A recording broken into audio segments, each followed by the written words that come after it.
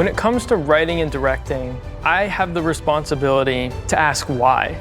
That's unique to documentary, too. You have to immerse yourself in that person's world. Telling these stories that we care about and helping each other to do that, that's why I came to SCAD, for these moments. At SCAD, every step that I've taken, every year, with every class, with every project, I feel like I've gotten a little bit closer to who I want to be. And as you walk across this stage, think of the people who helped you get here.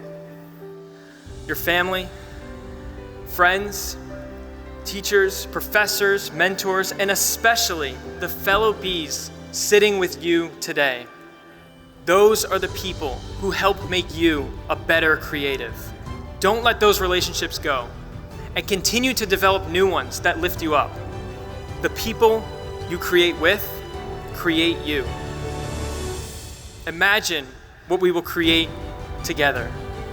Congratulations, my fellow bees and the SCAD class of 2025. We did it.